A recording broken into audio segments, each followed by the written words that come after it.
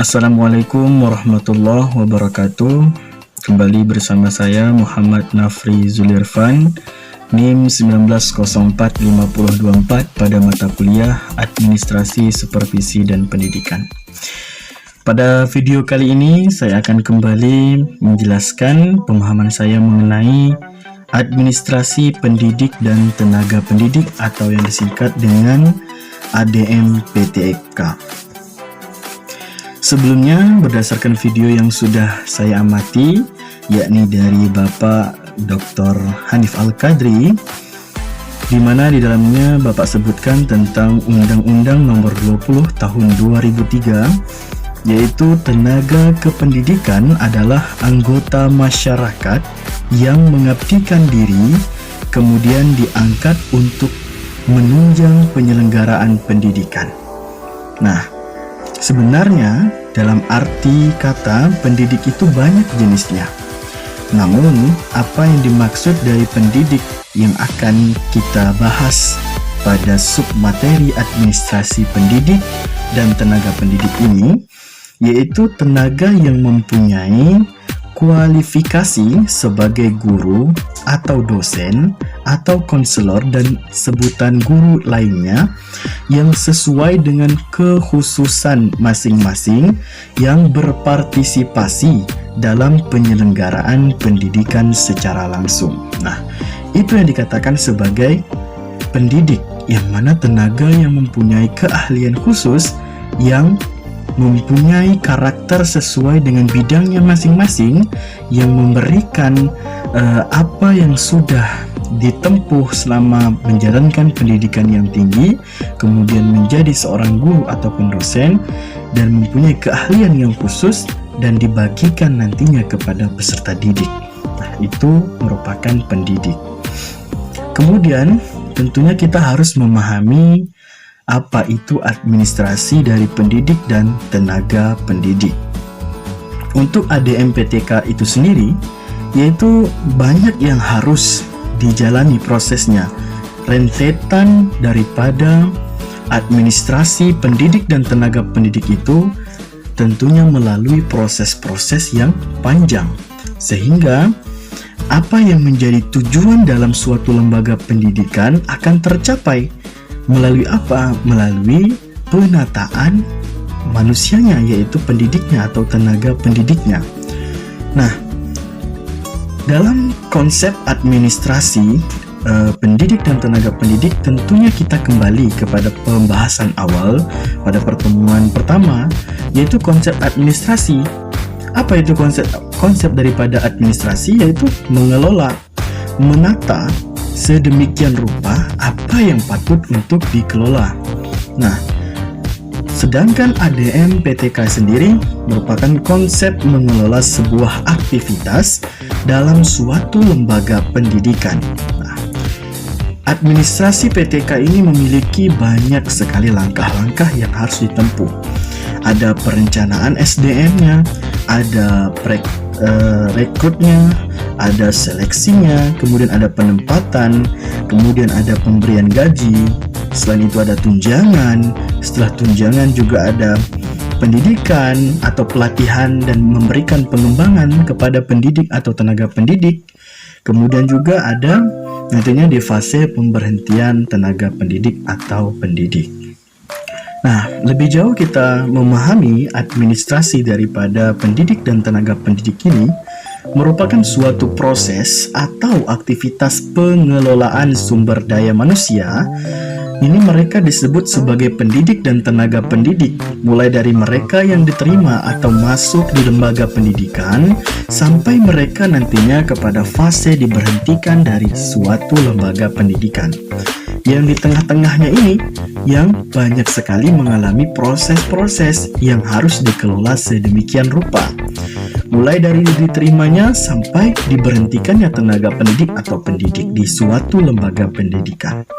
Nah, karena yang dihadapi ini adalah manusia, sama halnya dengan waktu kita membahas tentang peserta didik. Nah, yang peserta didik merupakan manusia, memiliki berbagai macam karakter. Begitu juga dengan pendidik dan tenaga pendidik. memiliki berbagai banyak akuan, memiliki karakter yang berbeda, memiliki cara pandang yang berbeda. Nah, perbedaan-perbedaan inilah yang harus dikelola, yang harus ditata dengan sedemikian rupa. Karena berbagai macam perbedaan tersebut yang nantinya akan membuat di dalam suatu lembaga pendidikan terhambat untuk mencapai suatu tujuan di dalam lembaga pendidikan. Agar untuk tidak terhambatnya apa yang menjadi tujuan bersama dalam lembaga pendidikan, makanya harus dikelola, ditata dengan baik agar dapat mencapai tujuan dalam suatu lembaga pendidikan. Nah, kemudian ada aktivitas-aktivitas di dalam administrasi pendidik dan tenaga pendidik. Yang pertama itu ada pengadaan dan juga ada penempatan. Yang ketiga ada orientasi. Yang pertama pengadaan. Pengadaan ini calon-calon PTK yang sesuai untuk bergabung di lembaga pendidikan. Dan juga penempatan, tempat yang disesuaikan dengan yang dibutuhkan. Dan ada orientasi, bagaimana pendidik atau tenaga pendidik yang sudah ditempatkan maka akan dianggap sebagai keluarga yang utuh di dalam suatu lembaga pendidikan. Kemudian dalam pengadaan juga ada beberapa yang perlu dilakukan agar terkelola dengan baik. Yang pertama yaitu adalah menganalisis. Apa yang dianalisis? Ya, itu adalah masalah kebutuhan daripada lembaga pendidikan. Tentunya di setiap lembaga pendidikan memiliki kebutuhan yang beraneka ragam. Jadi analisis terlebih dahulu kebutuhan yang betul-betul dibutuhkan di dalam suatu lembaga pendidikan. Dan analisis kebutuhan ini juga bukan berdasarkan dia adalah saudara, bukan berdasarkan keinginan, bukan berdasar karena dia ini adalah anak pejabat atau karena dia teman kerabat dan lain sebagainya. Tidak menutup atau tidak mengacu kepada hal-hal yang berbaur dengan kepentingan pribadi. Kemudian adanya rekrutmen. Nah, rekrutmen ini itu penerimaan. Yang dianalisis apa? Yang dianalisis adalah syaratnya. Adanya perbincangan di dalam tim, adanya pertimbangan-pertimbangan. Hal tersebut berguna untuk agar tidak salah dalam memilih pendidik atau tenaga pendidik untuk bergabung di suatu lembaga pendidikan. Kemudian seleksi. Jelas, seleksi sangat diperlukan. Karena itu tadi, karena ingin mencari yang dibutuhkan, karena ingin mencari yang sesuai dengan apa yang nantinya diperlukan di dalam suatu lembaga pendidikan.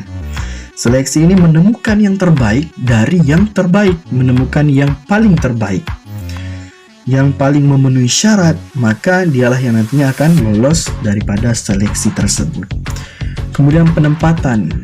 Setelah dilakukan analisis sesuai kebutuhan lembaga pendidikan, kemudian adanya rekrutmen, kemudian diberikan seleksi. Nah, maka setelah nantinya mendapatkan pendidik atau tenaga pendidik dari serangkaian aktivitas tersebut, maka akan dilakukan penempatan. Di mana posisi pendidik atau tenaga pendidik ini ditempatkan sesuai dengan keahliannya, sesuai dengan kebutuhannya, sesuai dengan apa yang diharapkan di dalam suatu lembaga pendidikan. Kemudian baru ke tahap orientasi.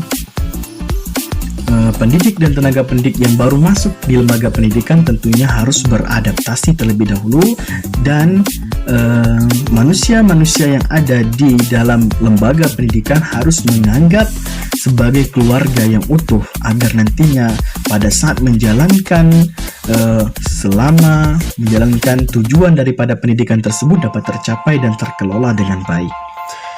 Nah, jika kita berbicara tentang PNS ataupun tenaga honor, itu jika dilihat dari segi gaji tentu jelas berbeda. Kalau PNS itu gajinya dibayar per bulan, sedangkan honor itu gajinya sesuai dengan jam kinerjanya. Ada yang memang sebulan sekali, ataupun ada yang beberapa bulan sekali. Nah, itu tergantung dari kebijakan di suatu lembaga pendidikan yang bekerja sama dengan pemerintah setempat atau pemerintah lokal. Ada juga yang disebut dengan tunjangan tetap dan tunjangan tidak tetap. Ini biasanya kalau tunjangan banyak didapatkan dari golongan-golongan PNS. Nah, mungkin demikian untuk penjelasan tentang administrasi pendidik dan tenaga pendidik. Semoga bermanfaat dan dapat memberikan atau menambah pengetahuan. Terima kasih atas segala perhatian. Mohon maaf atas segala kesalahan. Saya akhiri dengan wassalamualaikum warahmatullahi wabarakatuh.